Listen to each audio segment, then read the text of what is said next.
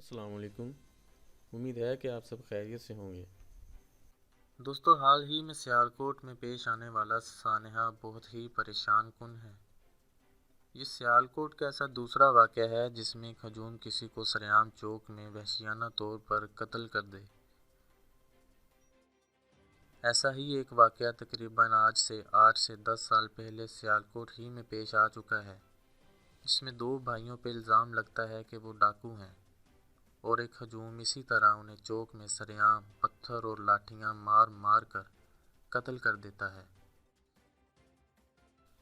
اور ایسا ہی ایک واقعہ حال ہی میں پیش آیا ہے جس میں ایک سری لنکن آدمی جو 10 سال سے سیالکوٹ کی کسی فیکٹری میں جنرل مینیجر کا کام کرتا تھا، اس پر الزام لگتا ہے کہ اس نے مذہبی گستاخی کی ہے، اور 2 لوگ اسے فیکٹری سے پکڑ کر باہر لاتے ہیں اور پھر اس پر تشدد شروع کر دیتے ہیں۔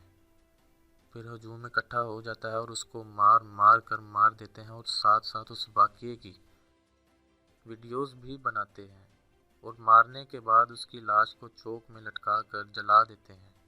دوستو، میرا یہاں آپ سے ایک سوال ہے کہ کیا ہمیں قانون کے موجود ہوتے ہوئے بھی قانون کو ہاتھ میں لینے کا حق ہے؟ ہم کیوں اتنے وحشی ہوتے جا رہے ہیں؟ ہم رسول صلی اللہ علیہ وآلہ وسلم کے نام پر قتل تو کر دیتے ہیں، کیا ہم ان کے نام پر جینا بھی سیکھتے ہیں؟ کیا ہم ان کی تعلیمات پر عمل کرتے ہیں؟ سانحہ زینب جیسے واقعات کے بعد بھی کیا ہم سچ میں عاشق رسول صلی اللہ علیہ وآلہ وسلم ہیں؟ اور پھر کسی کو عشق رسول کے نام پر قتل ہی کر دینا، کیا یہ صحیح ہے؟ کمنٹس میں اپنی رائے سے آگاہ کیجیے گا۔